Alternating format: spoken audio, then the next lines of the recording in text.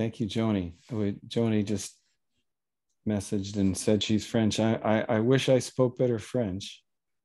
My wife is French, so so we'll have to do joint sessions at some point for the French folks. But hopefully you can follow energetically with what we'll be exploring tonight anyway. That's great.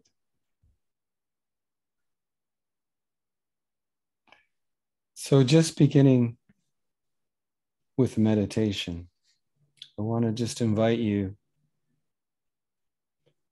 just allowing yourself to rest, first and foremost, just really letting yourself relax into the body. Very often we carry a lot of tension and stress around with us physically that we also identify with. So a good beginning place is just allowing ourselves just to rest and just getting this attitude of rest, which doesn't always mean just physical rest, but rest of the mind, rest of the psyche, and ultimately of the attention. So we start just by getting this intention of rest, deep, deep rest. And then I want you to bring your attention, your restful attention down to your feet. And just becoming aware, as awareness, just becoming aware of anything that you can notice there, whether there's some tension there or stiffness. Maybe you were working today and on your feet or walking a lot or exercising. So just becoming aware of any sensations in the feet and just allowing them, not trying to get rid of any sensations that we have in the body. So this concept of rest is not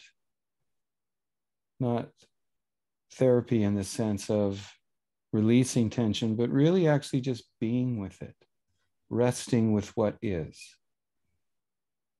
So just allowing any experience, any sensations in the feet to be present as they are. And then moving the attention up the legs to the calves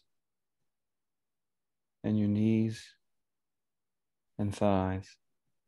And again, just becoming aware of any sensations or experiences there. Maybe there's a stiff hamstring or your knees from exercise or playing something, playing sports, or you bumped into something, whatever's there. So any sensations, just allowing them.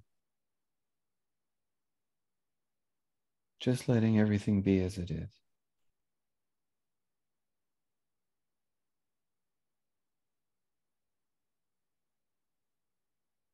And continuing up the body to the hips, to your abdomen, stomach, just checking to see if there's anything there, any flutterings or tension or emotion, perhaps from things that are happening in your life for the day. And just allowing it to be as it is. Again, not trying to change anything. Resting in the concept of rest as acceptance, allowing what is. So just being aware of what is there in the stomach right now, in your solar plexus. If there's any sensations or feelings there.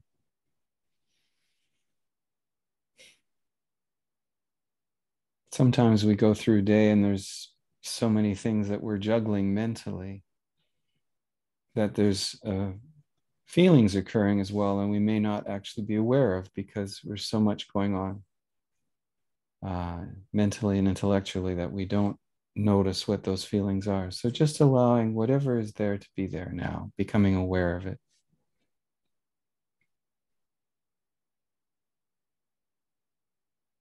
And then continuing up the body to chest area, shoulders. Sometimes we hold tension in our shoulders or our back, our chest. So just again, allowing whatever's there. The neck as well, that's an area we can hold tension as well to keep things down, get through the day. The jaw, kind of the last line of defense for motion usually. Stiff jaws usually indicative of holding on to things a bit. So just really letting it be there, not trying to change it, just letting whatever's there be there.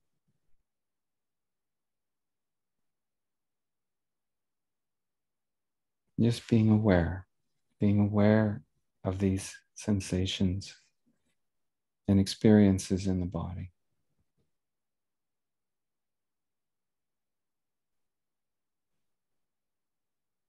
And continuing up, face, your cheeks, temples. Sometimes we hold tension in the temple area. So just allowing it again, noticing, being aware, and allowing what's there.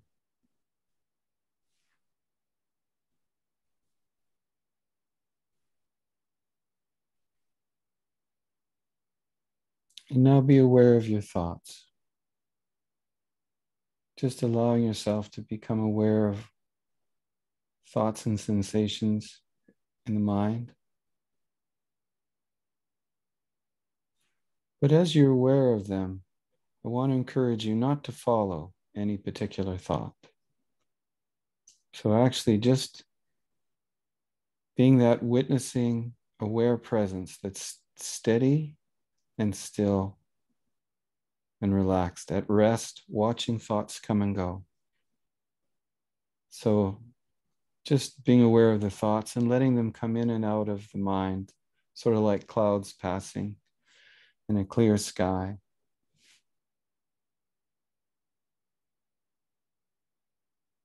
And just being that silent witnessing presence that allows all of that to occur within you, to allow the thoughts to come in and out of the mind without following. Very often we're conditioned to follow thoughts. Our society values logical, progressive thinking, so we try to think our way through everything, which is fine. It's a great capacity, analytical thought. We need it. It's essential and crucial. But if we lose contact with that silent witnessing presence of our true nature, that's always there and that the thoughts move in and out of, if we start following the thoughts, we start unconsciously becoming the thoughts. So when you've heard that phrase, you are what you think, like you are what you eat, it really refers to the habitual practice of following the thought, identifying so much with the thought, either because it's something we want or we're scared of or elicits some kind of emotion. So we kind of chase it a bit. Or if it's a thought about some kind of situation that seems like it's not resolving easily and going in circles, then our thoughts go in circles. And so we feel like we're swirling around inside our own heads. So in this practice, we just actually relax, we rest. So we're not swirling around with the thoughts. We're actually that quiet, still, witnessing presence that the thoughts peer in, disappear in, come in the mind, move through the mind like clouds in the sky.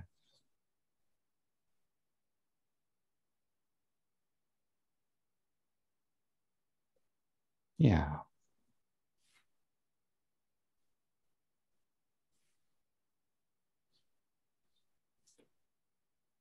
And as we do that, we allow ourselves to relax and rest more and more into that awareness, into this awareness that we are. our true nature as awareness. Or as Ramana Maharshi said, our real nature is happiness. The experience of ourselves as awareness emotionally is happiness, joy, or love. So just resting in that awareness. Just letting the thoughts move in and out, just resting. Oh yeah, here comes a thought, there it goes. Oh yeah, here's something I used to worry about. Oh no, I'm not going to worry about that. Just let it go, let it go.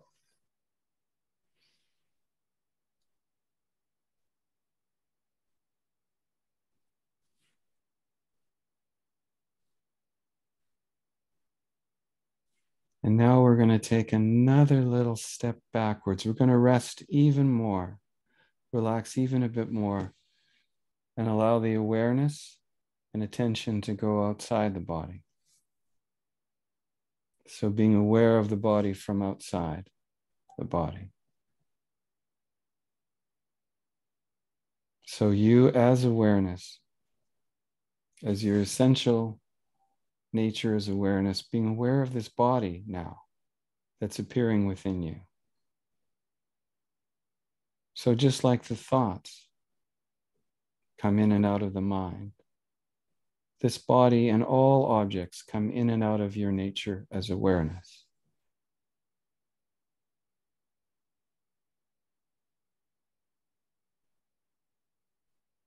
People say, I'd like to find peace,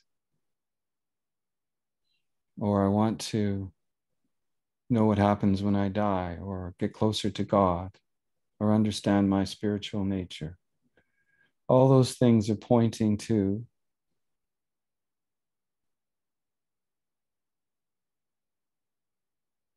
the essential process that we as awareness go through in manifesting all form within us, in manifesting this body that you've taken to be yours, or the trees, or the other people, anything that appears in the world is all appearing within you as awareness.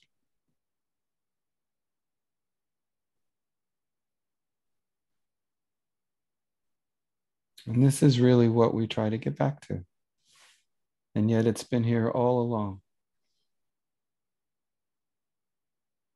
This awareness that you are has never moved, has never gone anywhere, has never changed, is always present. Things just come in and out of it. Things just appear and disappear, just like those thoughts went in and out of the mind, and the clouds go in and out of a clear sky. So true do these bodies and these objects appear in you as awareness and then disappear. Yet you remain.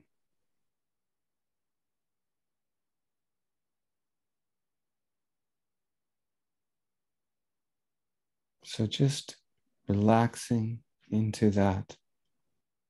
Your core, simple nature is awareness.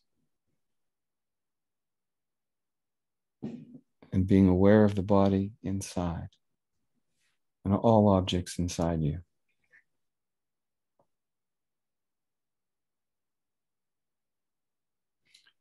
You may notice as you do a kind of a shift from the egoic attention of I am this person, this is my body, this is it. This is the life. I don't know where I go after the body. As you shift into allowing yourself to relax into your true nature's awareness and this body appearing inside you, you may notice just a subtle kind of shift to relaxation occurring.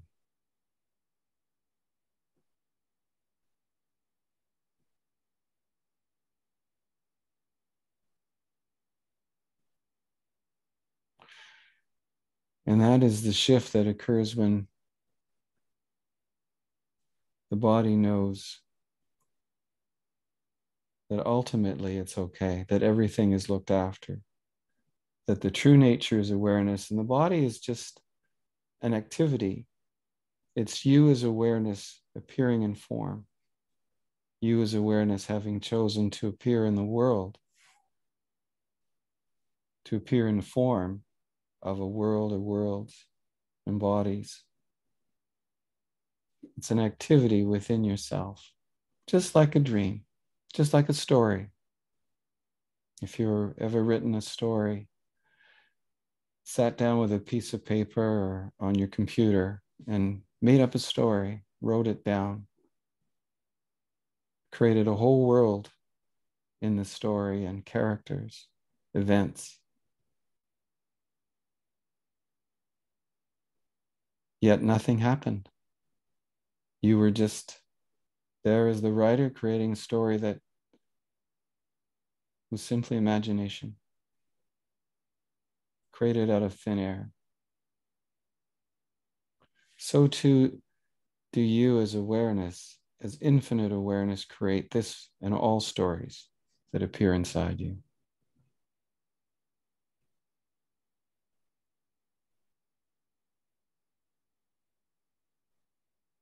And like all stories, they feel very real. And that experience of realness, that experience of sensation and emotion has to be respected.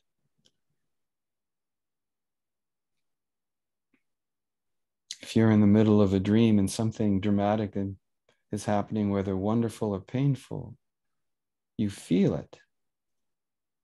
And to pretend you don't is only to get stuck in the dream. It's the same in life. When we have feelings and sensations, if we try to block them or disconnect from them, we usually get stuck to them because whatever we resist persists, as the saying goes. Trying to get away from a feeling is the surest way to make sure that feeling sticks to us.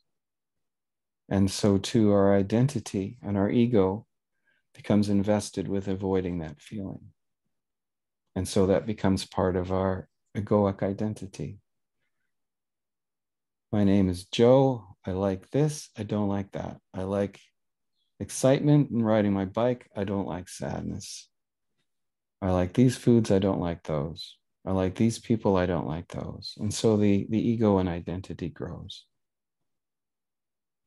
So in this moment, we're just relaxing into our deep nature as awareness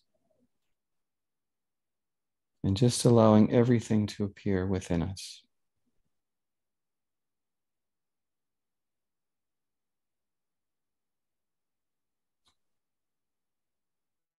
And as you do that, I want you also just to investigate the nature of this awareness that you are.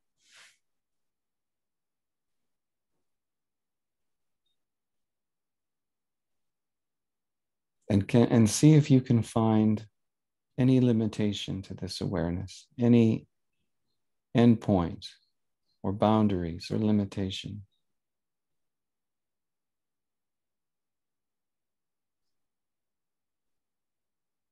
As awareness, becoming aware of yourself as awareness, awareness aware of itself, exploring itself. Is there any limit to this experience of yourself as awareness, to this knowing of yourself as awareness?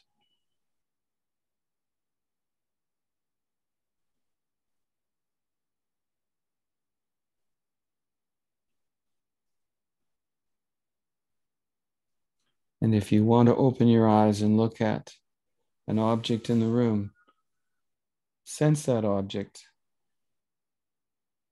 with your awareness. Sense it as awareness.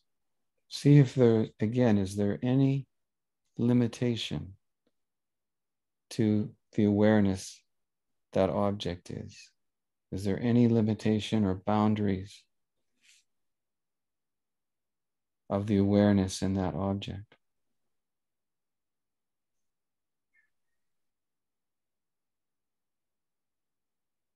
When I, as awareness, experience this body and look for an end or limit to the awareness that this body is, I find none. Nor do I find any limit in any object. I find unlimited awareness, appearing as a limited object, a limited body, a limited tree, a limited building. The form that gets created is limited. The awareness that that form is created out of and appears in is unlimited. You, as awareness, are unlimited.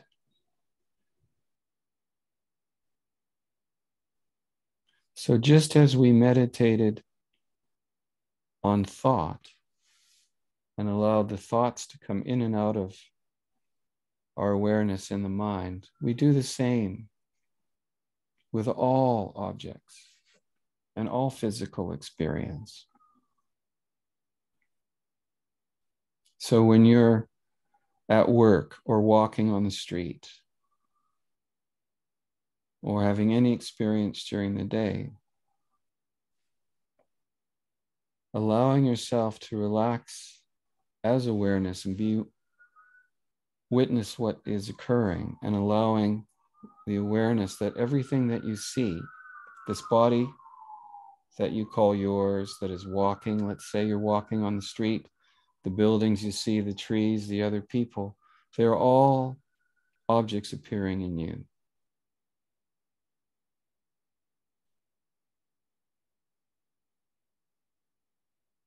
Everyone that is here on this call is the same awareness, the same God consciousness that experiences itself in form. It is only the same awareness that is here talking to itself. It's always interesting to see who comes to the sessions and to have dialogue with people, because what becomes clearer and clearer through that process is it's just this infinite love talking to itself, this infinite awareness, having this amazing holographic experience with itself.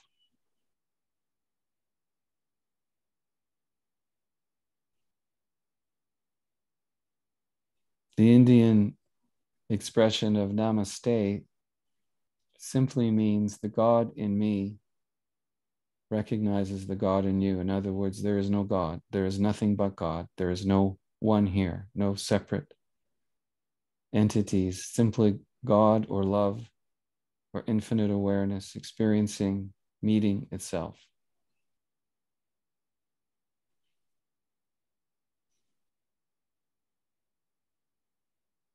So how do we forget that?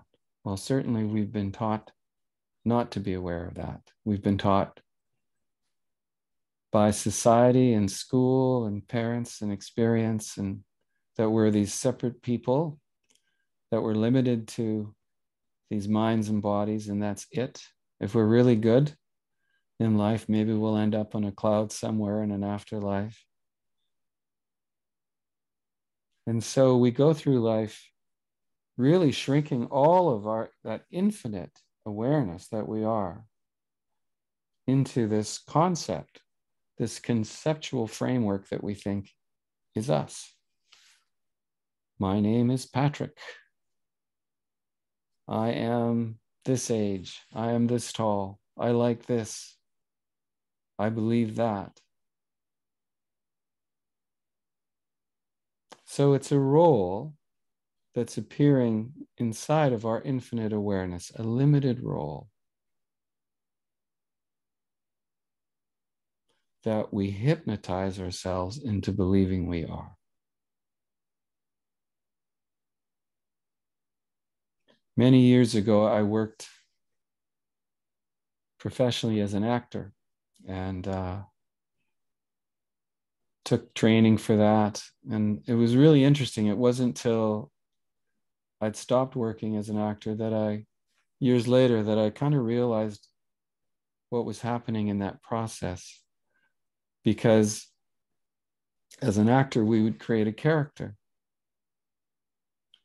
And as we all know from watching movies and seeing our favorite actors, especially the ones that are really good actors who would change from role to role and create a whole new character, we'd be like, wow, that was so great. They're so good. They really created an entirely new person. And I realized as an actor, that's really what we do as consciousness. As an actor, you create this character, you create a whole backstory of who they are and what they like and don't like, and what their family was like and their history and all of that. And then you inhabit that role. You identify yourself with that role. And when you're on stage or in front of the camera, if you're lucky, and it happens, sometimes more than others, you forget and you become that character. You really, in a weird way, start feeling and believing you're that character. So this is exactly what's happened here in life. When you came in as a child, as a baby, and people were talking to you and calling you a name, you didn't know what they were talking about, didn't know what they were saying, certainly didn't have any concept that this name had anything to do with you, until over time and repetition and a couple years, you start to realize when you respond to that word they use when they call you or feed you or dress you, that when you respond to that name, it makes them happy. And when they're happy, they're reflecting that love to you, it feels good. And when you respond to that name, maybe they treat you better. So we learn slowly through that process.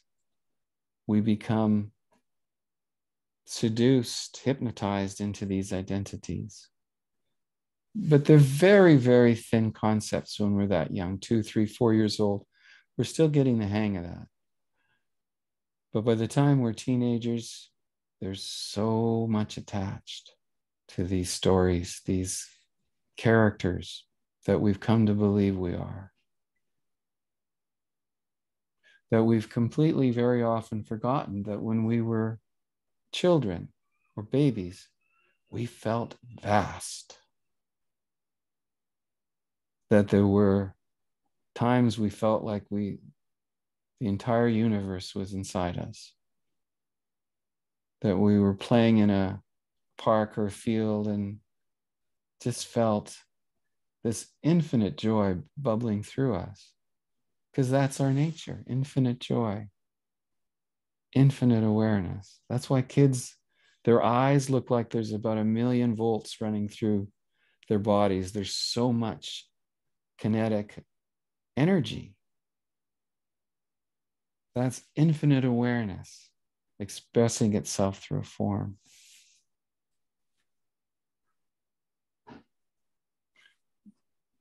And then over the years, the more we as children began to believe those identities were us, the more that light, that shining, infinite, unlimited energy of awareness just begins to dim. And you can see that in kids kind of through the ages somewhere of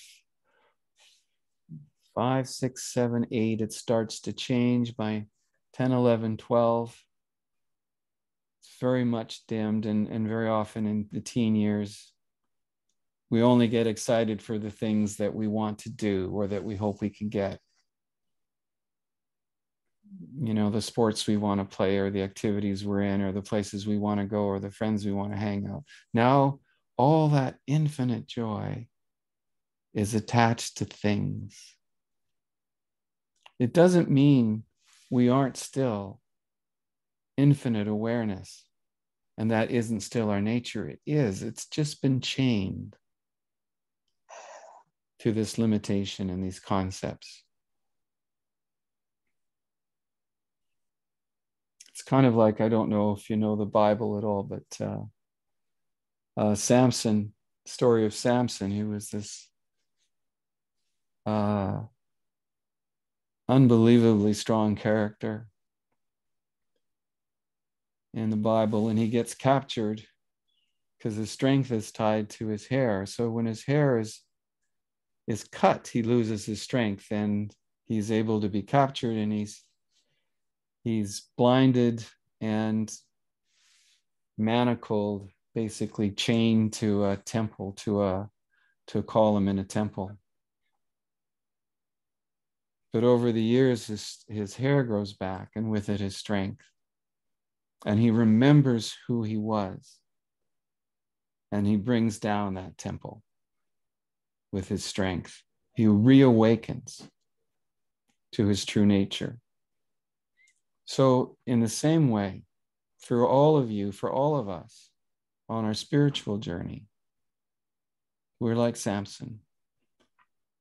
As kids, we came in with this intuitive knowing of ourselves as infinite awareness, infinite love, infinite joy. And like Samson, we got a haircut. Life gave us a haircut. And it was meant to be. We got hypnotized into believing we were these limited roles with these finite lives. If I'm lucky, I get 80 years. Gosh, I hope I make the most of them and I do everything right and I have a good career and I have a family and I meet somebody nice and everything goes well. And we're so anxious, right? Because it's like, you go, oh, hope it all works out. So we're really invested in these roles, and we really become more and more invested in what these characters want or feel like they need. And so, but then of course, when you're infinite awareness and you've hypnotized yourself into thinking that you're something much less, well, then when something goes wrong, when you think that's all you are, I need this career, I need this thing has to happen, or I love her, or I love him, and if I get them, I'll be happy, and if I don't, I won't. So when we have an experience of failure, something doesn't work out, it's devastating. And we're sad, or we get neurotic, and it's all of that infinite awareness chained like Samson into this temple in this limited space, this limited body with all its concerns and fears and desires.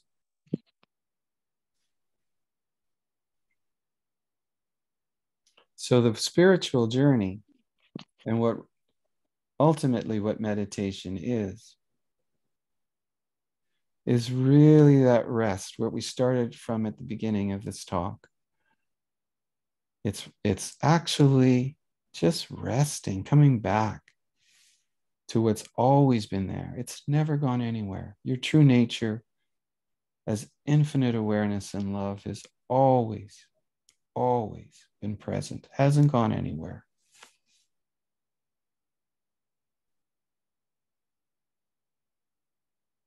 So just resting, even as we speak, just letting these words that are really coming from you as awareness, this is you speaking to you.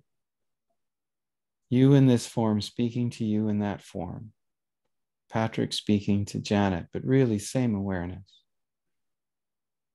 Patrick speaking to Gabriella, but really same awareness. So you're just talking to yourself because you thought it was time to remind yourself. That's why you joined the event. That's what brought you to it, why you clicked that button on Facebook.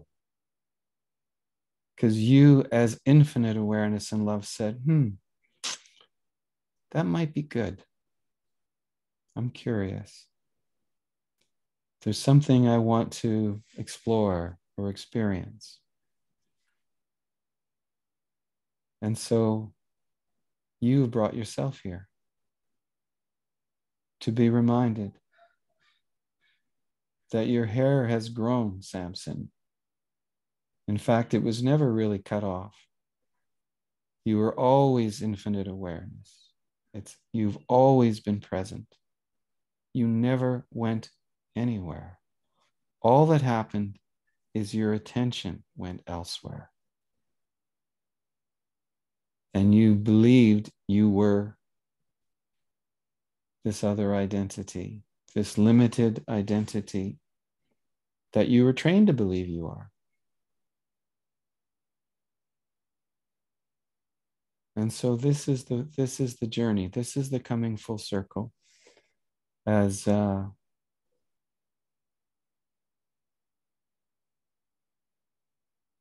wonderful writer said many years ago, T.S. Eliot, that we return to the place that we started and know it for the first time.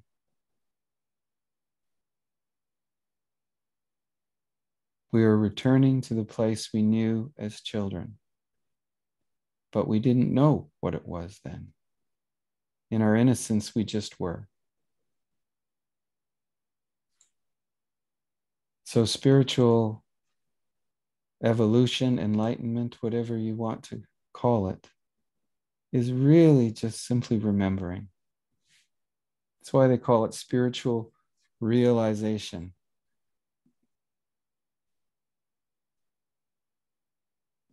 It's not something new. You're just realizing what's been true all along, who you have been all along.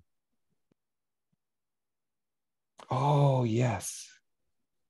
Oh, I remember. Ah, yes. It's good to be home. This is the home. This is the home we've all been seeking for. It's been here all the time. You have been home. You are home all the time. You just didn't realize it.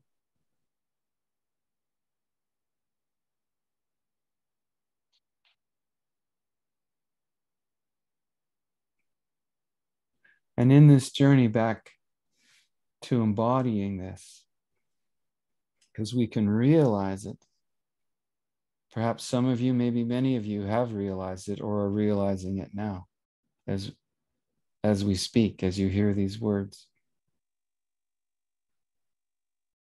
And if you've already had an awakening or realized it, the next question often is, well, how come I keep forgetting? I've remembered it now, but I get in the middle of a busy day. Something's going on. There's some challenge, some drama, some crisis, and I completely forget. I'm this limited, worried, anxious person again. How can I live this? If that's some definitions of enlightenment, talk about it being as living, being able to live in this awareness. So how do I live it? Well, that is the long game, as they say. Because that's really a process of embodying this awareness. And that means bringing everything, allowing everything that's in the experience that says you're not that to arise and be met in this stillness, in this love, in this peace, in your unlimited nature as awareness.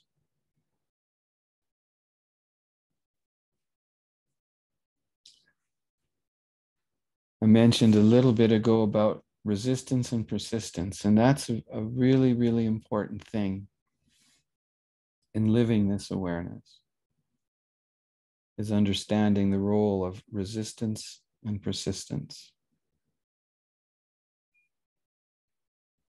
Very often I've had in my own journey experiences where I sat in the most profound stillness and peace and felt like I was at the very center of all reality, in the void.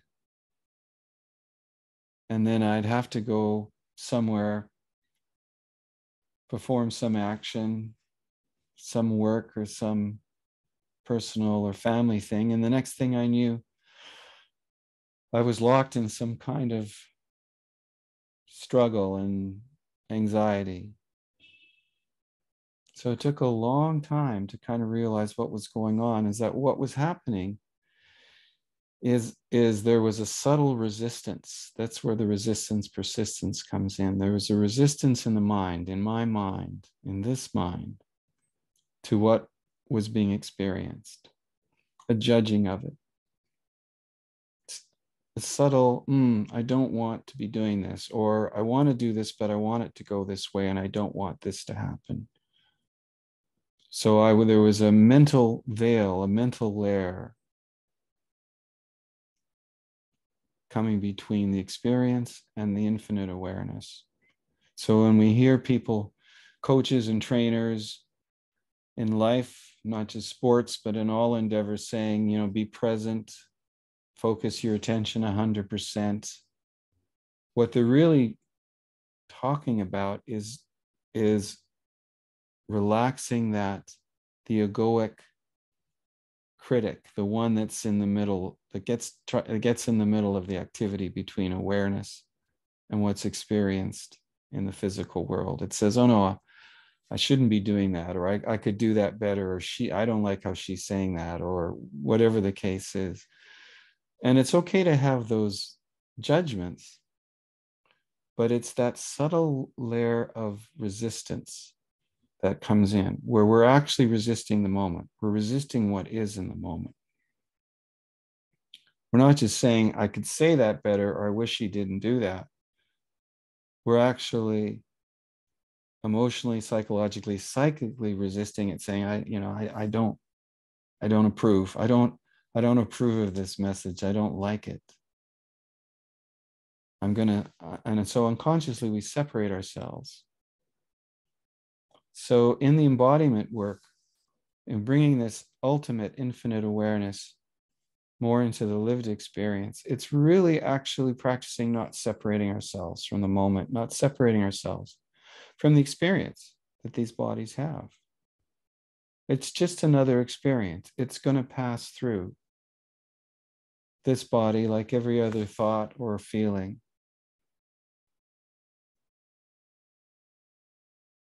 So it's very much like sort of driving, taking your hands off the wheel, which I would not advise anyone to do in a car.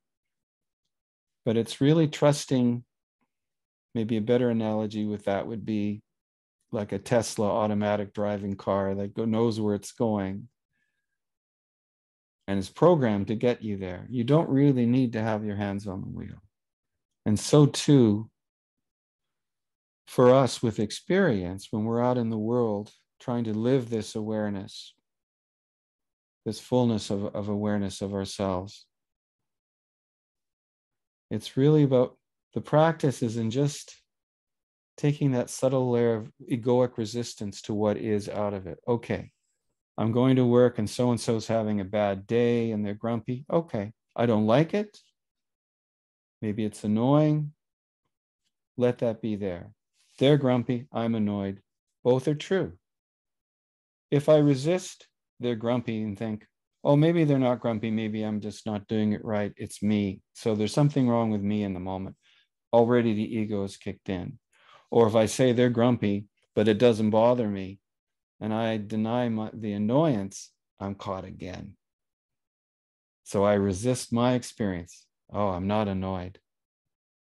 And so when I resist that annoyance, it persists.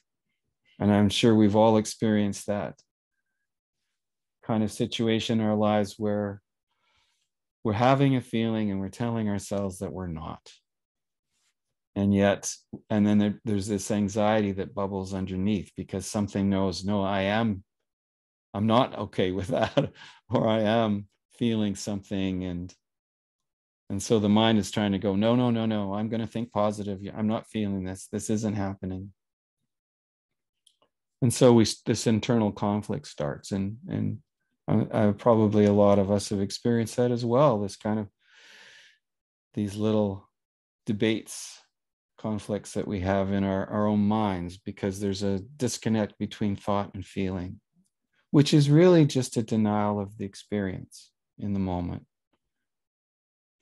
So, as we were saying, it's really just about taking the hands off the wheel metaphorically, allowing what's there to be there. Okay, this is happening. I don't like it. It pisses me off. Fine. That's what's happening. Patrick's pissed off. When I do that, when that happens and when that occurs, there's a complete witnessing of Patrick in that moment. There's a relaxation and a resting in the full nature is awareness, observing Patrick having the experience. Now Patrick's going here. Now Patrick's doing that. Okay. Here he goes. Now Patrick's really passionate. He's cheering for this team, or he's arguing to defend a friend, or he's whatever he's doing. Fine.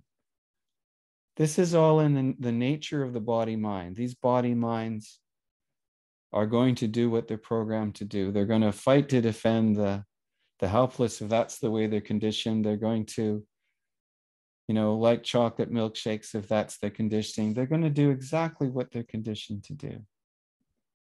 So just allowing that.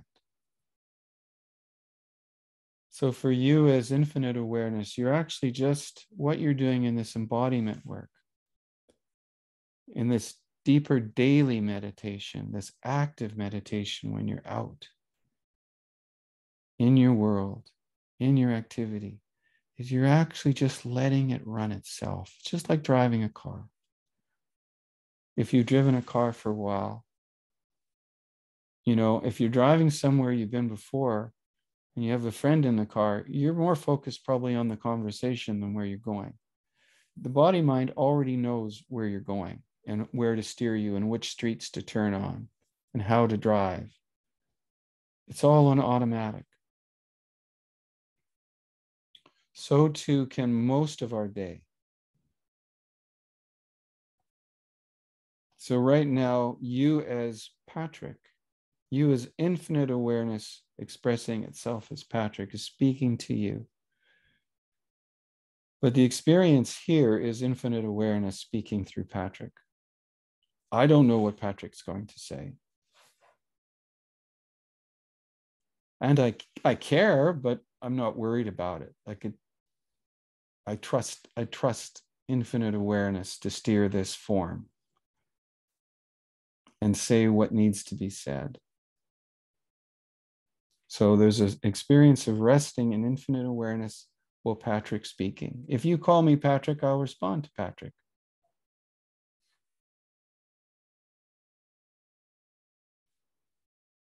We have our personalities, and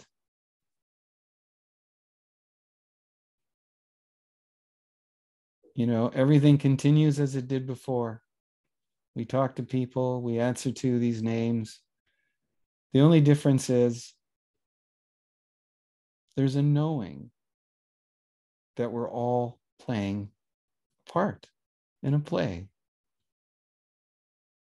Just like I did as an actor years ago. We now know, oh yeah. Now I'm talking to Charlie outside, and we're having a great conversation. And this form, Patrick really likes talking to Charlie, and Charlie seems to like talking to Patrick. And we have these cool conversations and give each other a hug and see you later. And it all just flows. And there's an awareness that this is just happening inside.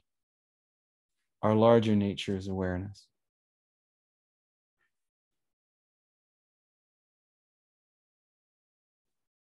That Charlie and Patrick are the same. But there's a beautiful, beautiful appreciation that occurs then, because it's a real, it's so amazing to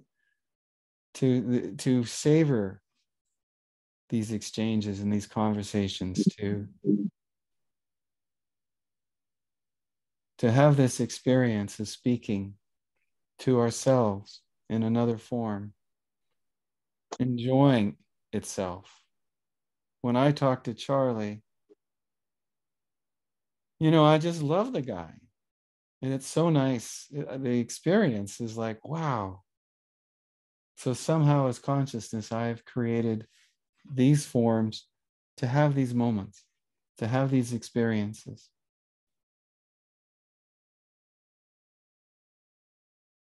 So it's really just this deep rest and allowing of experience. Allow the experience, allow all of your, even the feelings you don't like, particularly those feelings. Those are often the ones that we resist, and thus they persist.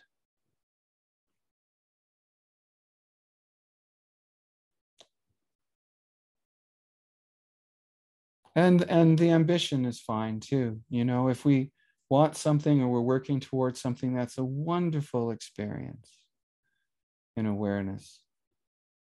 It can be so creative and so full of joy to go for a goal and work towards it and learn and feel yourself growing and learning and getting closer to it and then achieving it. It's a wonderful experience. But what's really important is to remember you are absolute infinite consciousness. You are already complete. Everything that you could want or strive for is already you. It's already in your infinite nature. So you're just having an experience in a form of achieving something in the physical realm. That takes a lot of the anxiety out of it, I would say, from personal experience or impersonal experience. If I know that thing that I am seeking to do or achieve or experience is something that is already within me as infinite consciousness, then it's really a game. It's really like just enjoying a game. It's like, oh, okay, great. What are the rules? Who's my player? Where are we going? Which way around the board?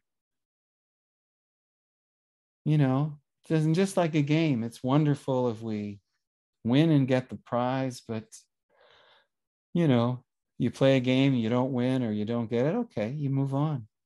Go for a walk, have a meal, talk to a friend. It's just a game. You can play it fully and passionately. But without that anxiety and that neurotic component that comes into these goals or chasing an achievement or goal, that anxiety that can come from the belief that I have to have this thing. I am this limited person and I need to get or achieve this goal or make this thing happen. Or I somehow am a failure, or the quality of my life is dramatically lessened. And since I'm only this one life, this one person in this one life, then that sucks. I had someone say to me today that they had deep regret because they didn't have the career they wanted and they feel like they missed out on 30 years of doing something more fulfilling. And I understand that. I understand we all have regrets. We all have things we wish had gone a different way. And so I encourage this person just to experience that regret fully, just allow themselves to be fully present with it and aware. And then from that place, just to say, okay, as awareness, is there anything missing? Is there anything missing in you as awareness? And they explored that and went, well, no, not really. No, I'm complete as awareness. So there you go. Have another goal, have another thing that you'd like to play at, enjoy it. But don't define yourself by it. Don't get lost in it. So if anybody wants to ask any questions or has any experiences they want to share, particularly folks that maybe haven't been here before, please feel free to put your question in the chat box or raise your hand. If you go on the bottom of the Zoom screen where it says reactions, if you left click on that, there's a little button that says raise hand. So if you click on that, if you want to ask a question, I would love to hear from you and to explore these experiences.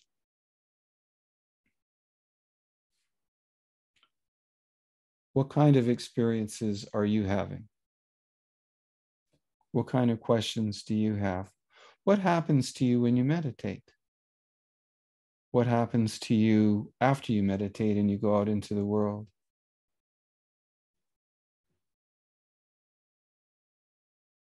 Is there some recurring experience you have that you feel gets in the way of your meditation or in the way of your peace or experiencing peace?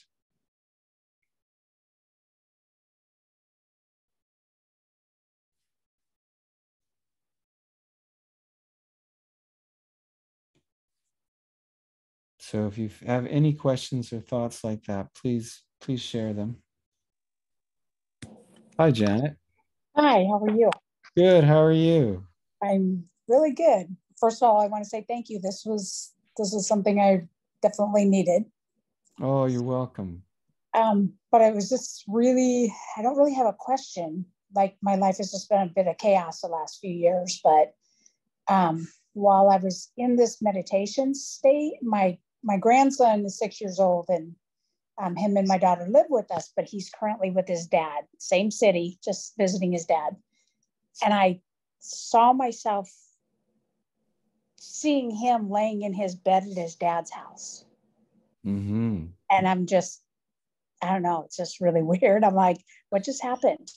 I mean, I was like in a zone, and then I just saw him there all snuggled in his blanket on and watching his TV. And I was like, wow, I just feel like I'm over him, watching him. Right. Yes, of course. So you're wondering what that is. Why? Yeah, was that? I mean, because we're definitely very close, connected, and he's my little buddy. But Mm-hmm. yeah, why? I mean, did that happen? Is it my imagination? Am I there? Is my spirit there with his spirit? Yeah.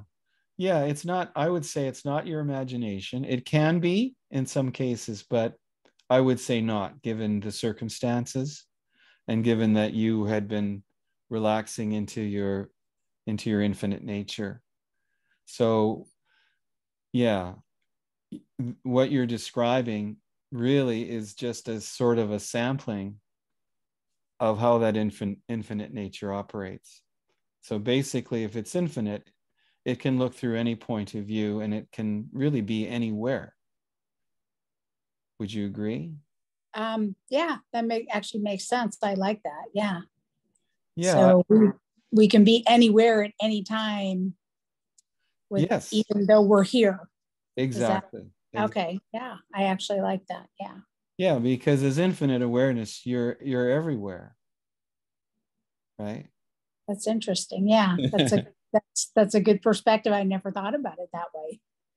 Yeah. It's you know, I think of it sometimes, like Google Map or something, Mm-hmm. where you punch in, okay, I want to go to Buenos Aires, or see that, and so the program takes you there. It just goes there, and then you can zoom in or you can zoom back.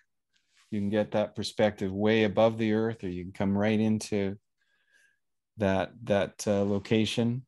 On Google Earth, you can see cars and people moving around and stuff. So it's the same thing, really, ultimately, except you as awareness, since you're infinite, all of this is appearing in you. So when you relax into that, and sometimes people have done like astral traveling and they wondered what that is, but it's really relaxing. so much so that the awareness can really go anywhere, I right? like that. I Yeah. like that. It can have a journey without going anywhere. Exactly. Exactly. I took a lot of trips.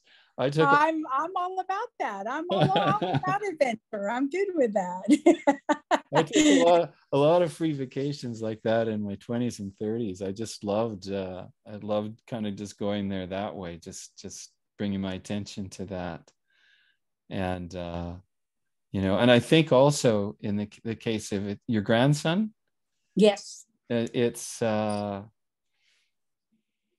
it's very natural too, because you have a wonderful emotional connection with him. So Janet has a great connection with her grandson. So in these forms, you as infinite awareness expressing itself as Janet, and an infinite awareness expressing itself as your grandson are connected. And so as you're relaxing and experiencing yourself as that unlimited awareness, there's also kind of an emotional component to that, because you're actually taking as we relax in that, we're also getting closer to our true nature, which is happiness. And so it's very natural for when that very deep happiness, which is different than temporal happiness, like, oh, I'm happy because that ice cream tasted good or because I got a raise. It's that infinite happiness that's not attached to anything.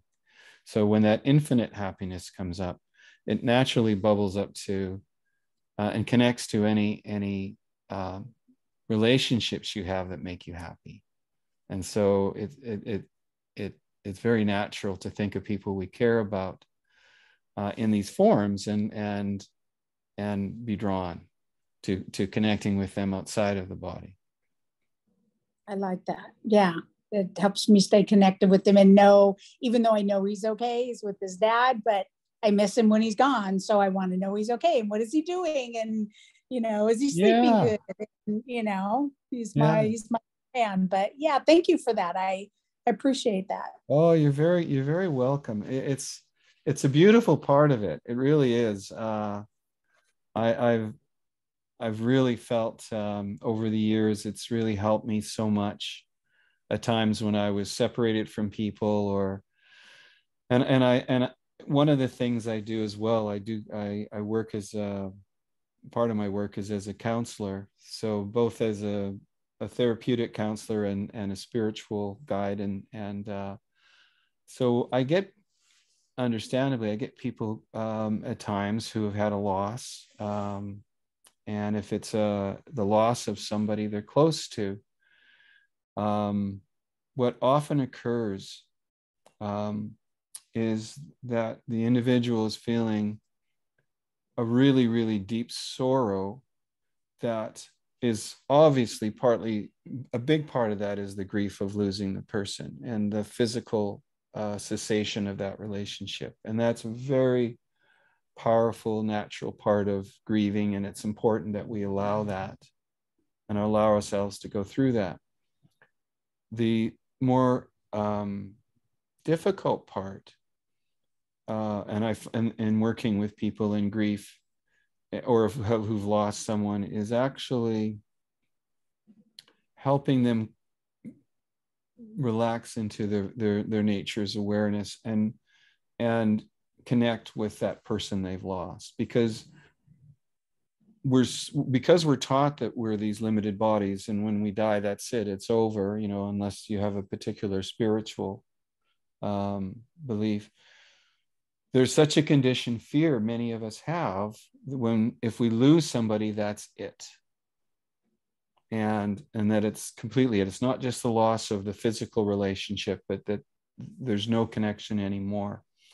And so that really adds a whole other level of grief to the process. So when I'm working with people there, I'm really just starting with just having them get in touch with the body, get in touch and being aware of themselves in the body, and then aware of themselves as awareness, and beginning to kind of relax a little bit and experiencing themselves beyond just the form. And at some point in that, and I found it works better by not trying to steer them back to thoughts of the deceased person. At some point, they will come back naturally, because they will have an experience when they've really starting to rest into that, whoa, holy, whoa, that's what I am. This is just the avatar. Wow. And when they start to relax into that, then their attention naturally brings them back into connection with that person they love. And if it's someone they've lost in the physical world, they're able to experience them again, to connect with them. So are you, I'm just really blown away right now because, well, I've lost many of my immediate family members throughout my lifetime. I've lost 3 siblings, lost both of my parents now. I'm the youngest of 5 kids, so I have 1 sister left. But I lost my dad in 2020. My niece passed away in October of last year. And I lost my second child, my son, November last year. And yesterday was 9 months that he was. And since he's been gone, the losses have all been obviously a lot for me to deal with. But since my son's been gone, my connection spiritually I've always been a very spiritual person, but you just kind of go along with life. But I feel like I've really need to reconnect, and I've connected with him. He's shown me just vibration and feeling and rainbow, and something has shown me that we're still connected, but as soon as you hit on that, I just kind of got overwhelmed, because I was like, why is he bringing that up, a loss of a person? It's like, because it's tremendous. Losing my siblings and my parents are one thing, but losing my child is just something that nobody experiences. I mean, it's just something you can't explain to anybody. Yeah. It's such a devastating pain. And for you to, having gone through that, and to be willing to experience that and grieve that is an example to people as well. But I also, it's interesting when you were saying a moment ago, why is he bringing up grief or loss? And so, as we were talking about before, he's not bringing it up. He's not bringing it up. You're bringing it up. You as infinite consciousness, as Janet, have engineered this in your infinite wisdom and love. That makes sense. And maybe it's just something what you said is what I needed to hear. That helps me stay. I mean, I feel we're forever connected. He was my boy, he was my second born. And I have a tremendous relationship with my kids. I'm so blessed. But he was my buddy, he was 6'2", and if he curled up in my 5'3" lap, he would have. But I just, your words are just something I've never had anybody. I've talked to a lot of people, and I'm on different sites of people that have lost children or whatever on Facebook, but to hear somebody say it directly in the way you said it, I mean, has really, it's kind of opened my eyes to a different perspective. Yeah. It's interesting because, when I've been working with people in grief, as I was saying, it's not that they're not connecting with a loved one that they've lost, because I'll often ask them, they'll say, I can't connect with them. I can't connect with them. And I'll say, okay, so do you dream about them? And very often they'll say, well, yeah, I do dream about them occasionally. So I say, well, then you're connecting with them. Right. It's just because the conscious mind, we've been trained to deny our nature, to deny ourselves as awareness, to focus and identify with these bodies. And we've been given all these do's and don'ts about what's real and what's not. And, right. Okay, it's, if he's not here, if he's not physically here, they're not here, and all the rest of it. So the conscious mind, depending on how strong that belief is with a person, it will really determine the degree of difficulty they have connecting while they're conscious, while they're awake, physically awake. But as I mentioned, in almost every case or most cases, when I ask, do you dream about them? They will say, I did have a dream, or I do dream about them occasionally. So the infinite awareness as that person is still connecting. It's still expressing the love of that form for the person that's deceased. It's still connecting with them. And because it's doing it in a dream realm, there's no sense of I'm real and they're not. We can talk to them, we can experience them. It feels like they're right there. They are right there in the dream. Right. So, and I think some people are fearful of the unknown in your awake state. Like if, you were to feel that presence, some people may feel uncomfortable or that's not right. Or I'm all welcoming saying, hey, where are you? Like his favorite food was tacos. So when I mess up a taco, I'm like, get out of my kitchen. yeah, exactly. You see, this is beautiful because, and you're really demonstrating this, I think, for all of us, is that when you're open to that, then all those synchronicities become apparent. You understand what they are. It's coming through in those things that, oh yeah, the taco, or the things that we shared, or because really as awareness, we're always speaking to ourselves, we're always communicating with ourselves.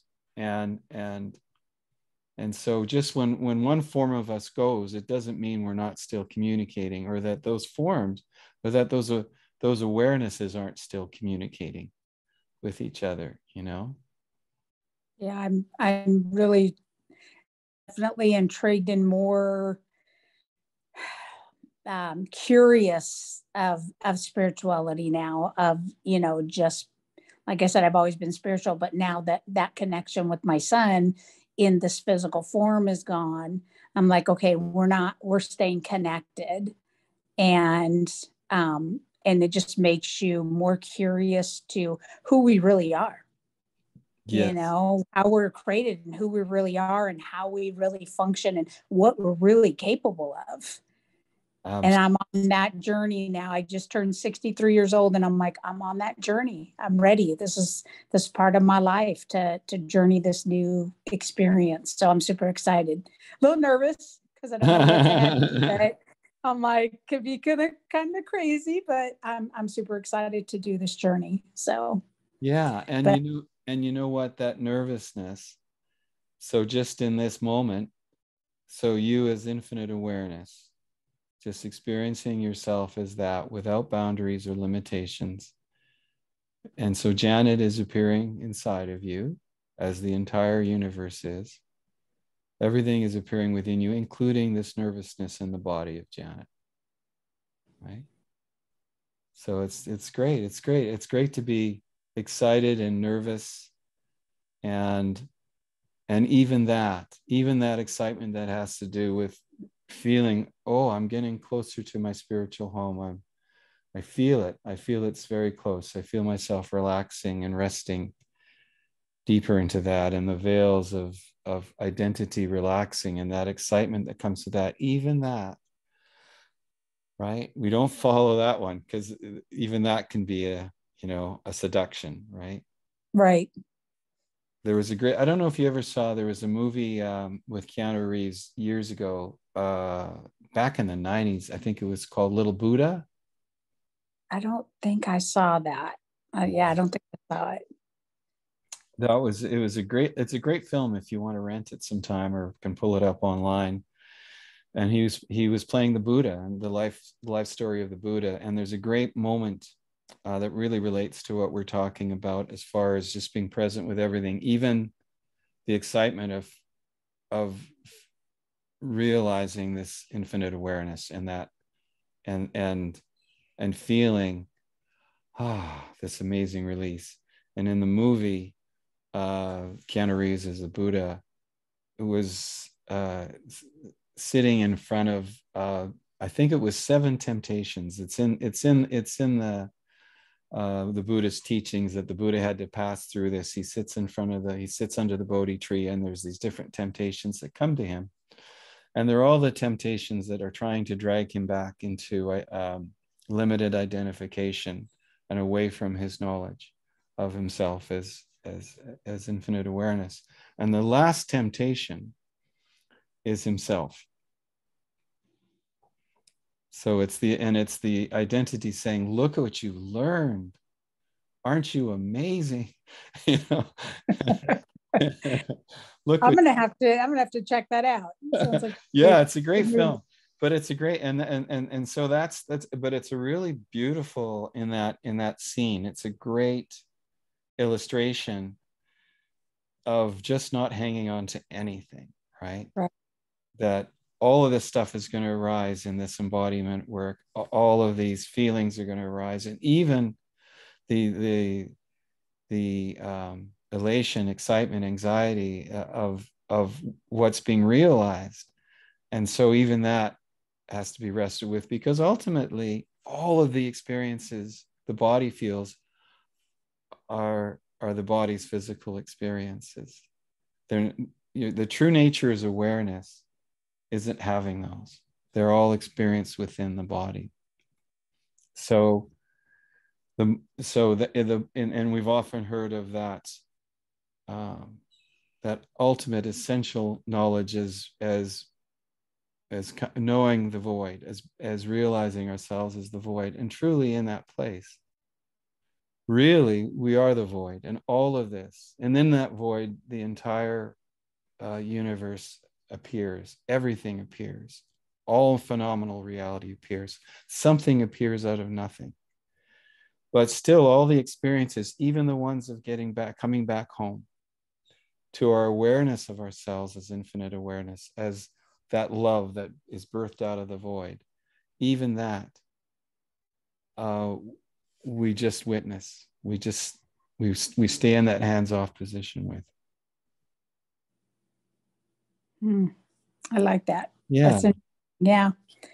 So I got a big journey ahead of me, but I'm looking forward to it. And I thank you. I don't want to take all your time, but I just want to thank you for opening this door for me to experience this. And I would love to do this again with you another time. Absolutely. Yes. I do these every couple of weeks usually. Okay. So you're more than welcome to come back on and let me know I would love to hear how what you've been experiencing over the time between now and the next meeting, just how that's been kind of evolving for you. Okay, that sounds good. I thank you so much, and you have a wonderful night. Thank you. Okay. And there was a question from Gabrielle. What happens when feelings of so Gabrielle, you're asking what happens when feelings of stress, anxiety bring us to say no, or we do something we later regret. So you're talking about impulsivity and anxiety related to childhood trauma and relationship trauma. And how can meditation help to stop impulsivity, come to the senses before we say or do things we regret? Any advice? Yeah, do you want to talk a little bit about it? Can you unmute, Gabriella? Yes, I can unmute myself. Hello, everybody. Hi, how are you? Good. Yeah, so I'm actually working on my, letting my feelings come, don't stop them, as you were saying before. So allow them, feeling that I'm mad or worried or anxious or anything, But I find that sometimes when I'm feeling anxious or mad, or I just snap, due to what happened to me in the past. So I don't explain, but losses, big losses in childhood and obviously in relationship. So that gives me the fear of abandonment things, and it's so, those feelings are so heavy and so hard to manage that I'm trying, obviously, with meditation to come to my senses before, I do more damage to other people, because, when you react badly in certain ways, then you're affecting other relationship. It can be friends, can be families. So that's what my worries is. So I'm working on myself, because obviously we cannot change anybody else but ourselves, our behavior. So I was thinking, what can be a good things to do during meditation, or what can help, to improve that, or maybe even if I go a little bit faster in there, So yeah. Yeah, I hear you. I think what you're describing in that type of emotional trigger, we all have those. We all have some degree of those. And as you're saying, I totally agree. The more trauma we've had, at different points in our lives, then obviously that creates triggers, and those triggers, depending on the depth of the trauma, those triggers can be pretty quick. And so, as you're saying, it becomes kind of a process of looking for things that will help us not respond to those triggers so quickly, not give in to or go down that path of that sort of whole emotional progression that the trauma brings up. So the first thing I would say, if you want to unmute again just for a second, is with this approach that I've been describing, it's really from the Indian school of Advaita Vedanta, and which is really one of the sort of the, just like the Kabbalah is the pure side of Judaism, Advaita Vedanta is like the essence of Hinduism ultimately, and really ultimately not different than the heart of Buddhism as well. And what in Advaita Vedanta is practiced is really direct knowledge, direct experience. So it's different than those religious experiences where we're kind of told, well, when we ask questions of a spiritual nature, we're told just to have faith sometimes in religion. But in real spiritual, in this type of spiritual inquiry and investigation, we really want to have direct experience. We don't want to go just on faith. So we really want to explore and find out what's true for ourselves. So in this case, where you're talking about different types of experience, that emotional experiences born out of trauma that get triggered, the first thing I would suggest to approach this from a point of view of practical experience and teaching and learning from that practical place is to look at what the beliefs are and what the energy and is around that experience or trauma. And so specifically, I would say what kind of emotions are involved in that. I would ask you that as a question, and you don't have to talk about what the trauma was or the experience. If that comes up as part of it to some extent, that's fine if you want to, but it's not so much important what happened, but more what it created in terms of what is it that is being resisted. Right? Well, talking to a psychologist and therapist and, other people that I approach lately, like, obviously they approach in a psychology way, and scientific way, I would say. And obviously we came up to a solution, or not solution, but understanding that, my trauma, I lost a mother, when I was 4, and a baby when I was 38, and, other things that happened in my life, but physically and, mentally.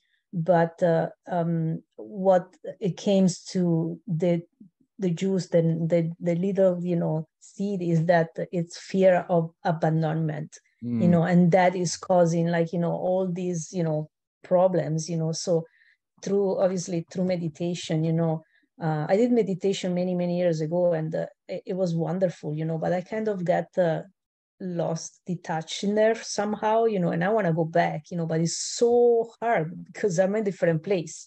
Mm-hmm. So I, mentally or, whatever thinking, is different from where I was 15 years ago into what I am now. So I'm kind of, it's very, very rusty getting back, so I'm like, I want to get back so bad, Well, and you quick might because it's also, good. yeah, and you might also be, as you said, you're in a different place than you were when you were meditating before. When I first studied meditation, I got initiated in transcendental meditation, TM, and I did that for years, and then I kind of stopped doing it. And then when I tried to go back to it, I couldn't really do it. And I thought, oh man, I can't even find it again. And that sucks. Yeah. And it took a little while to realize it's not that I couldn't do it. It's just that there'd been an evolution even over the years without realizing it. Yeah. Consciousness in this form was readying this form for more direct meditation. Yeah. And so over time, I realized, no, it's not that I can't meditate. It's just that something wants to learn how to meditate without having to sit down and be in a quiet space all the time. That's the only way I can meditate. Because I realized that if that's nice, it's nice to be able to meditate somewhere quietly and feel good, and it has lots of physiological and health benefits. But ultimately, I consciousness in this form wanted to realize itself. It said, okay, enough. It wants the whole package. It doesn't want to just feel good sitting in a room. It wants to know itself wherever it goes. Wherever this body goes, it wants to not have that change the realization of itself as awareness.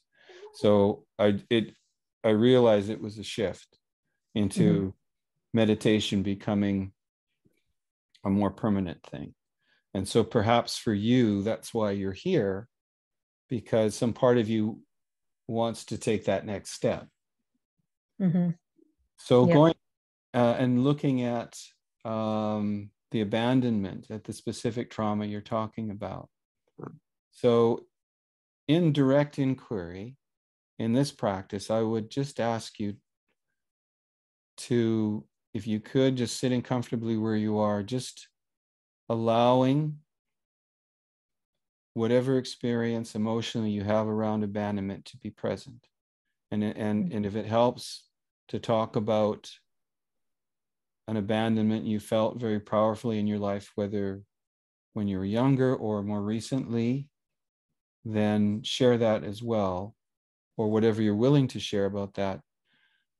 And the purpose isn't to get the details in the story, because that's your private part, but it's actually just for you to bring that experience fully present of abandonment. Yeah, the fear is now that, obviously, I'm not ready yet for the last thing that happened to me was in a relationship, that I've been this person walked away from my life after 5 years.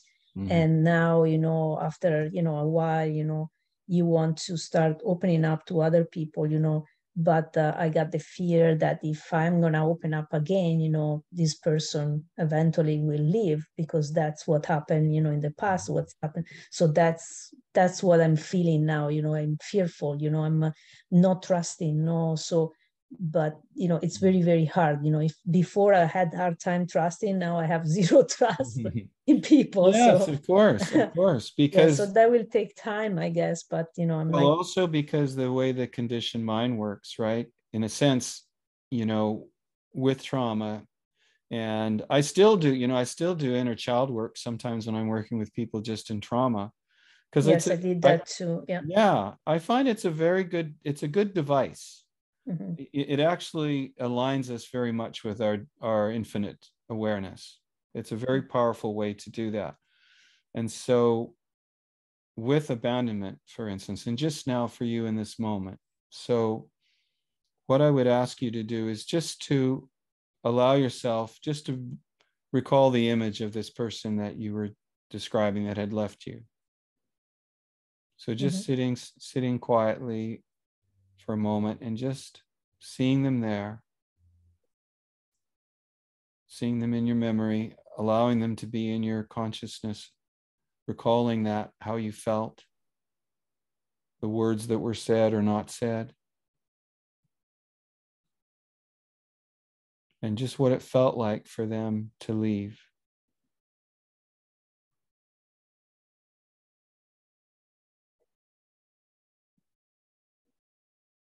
Just allowing that feeling, that sense of loss, abandonment, just allowing that to be there.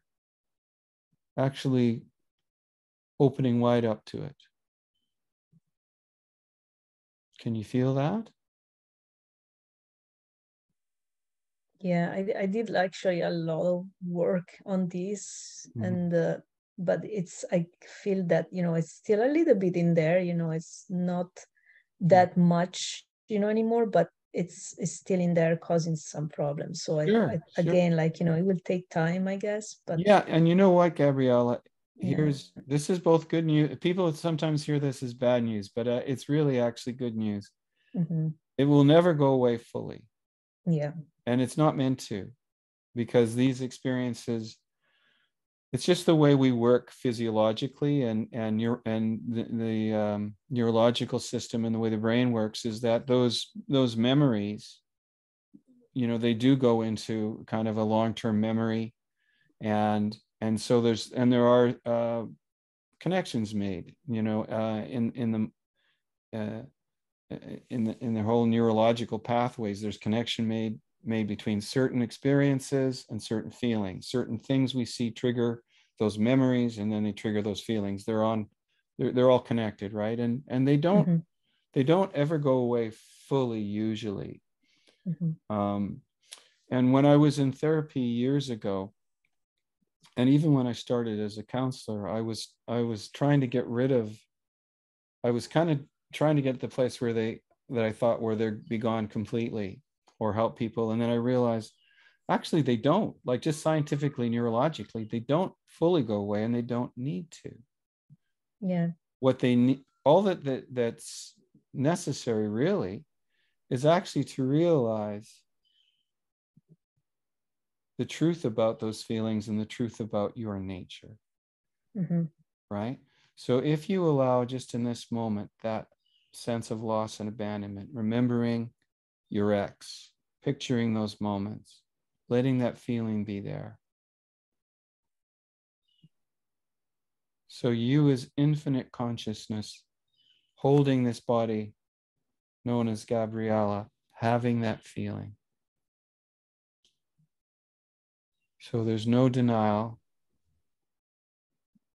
There's no need to move off the feeling or away from it or escape it or suppress it or heal it or change it.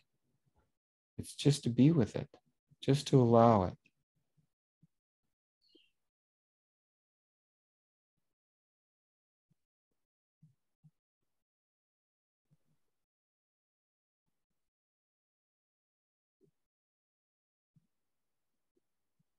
And in the experience of abandonment,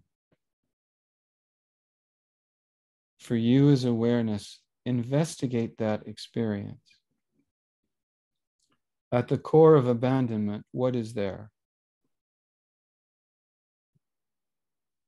When you look at the core, when you go to the core of that feeling of abandonment, Mm-hmm.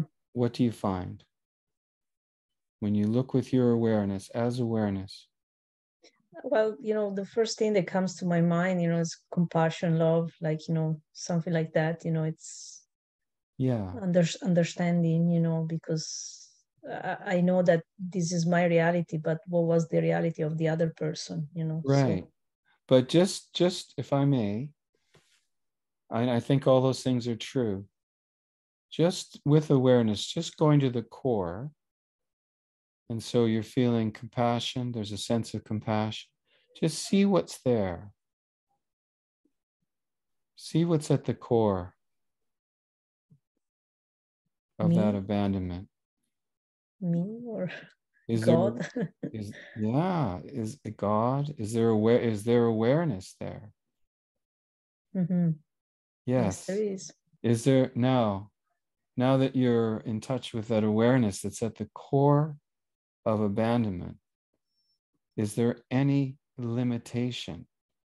Is there any, can you find an end when you just feel that, sense that as awareness into that experience, into the core of abandonment? Is there any limit, any boundary to the awareness there?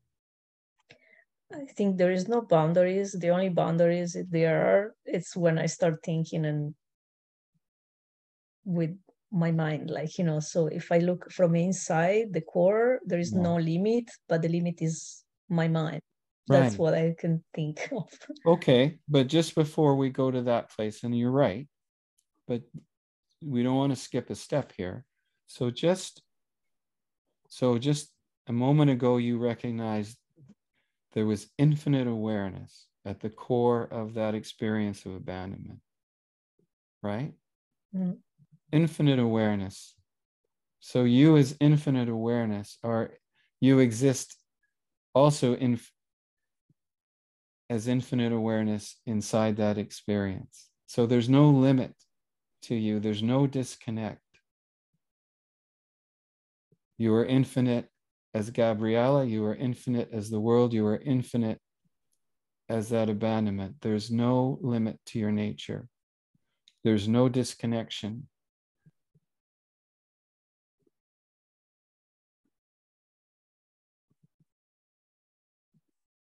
Do you feel that? Yeah. It's like universe. It's like, yes. Yeah. So what has been, so this is important because what has been lost is the physical connection with that person, right? Mm-hmm. Yeah. So, and when we feel we've lost somebody and we have that sense of abandonment, especially when it relates to childhood trauma and abandonment, we really feel like we've been separated from love, like abandoned by God, abandoned by life, right? Mm-hmm. So that's why it's so powerful to go right to the core of abandonment and really see what's there and realize, oh my God, there's nothing there but infinite awareness. I was never abandoned by life or by God or by anything. I was always infinite awareness. Even in this experience of physical abandonment in life, I was always present as that infinite love. I was never abandoned.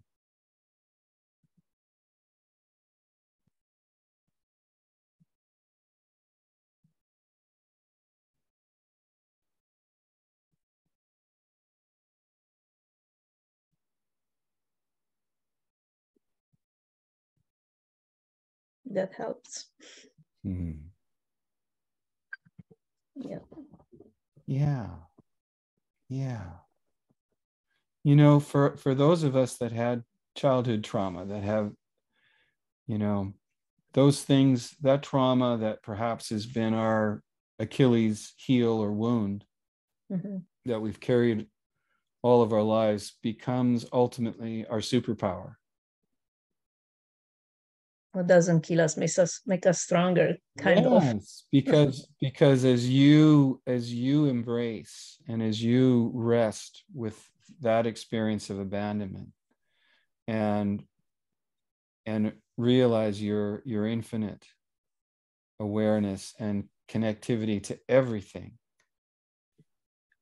in that experience, then over time, what tends to happen, I've seen, is that people become very powerful in their ability to help other people, to guide them in those experiences. You know, it because you have more knowledge about it than someone that hasn't experienced that abandonment. True. Yeah, yeah.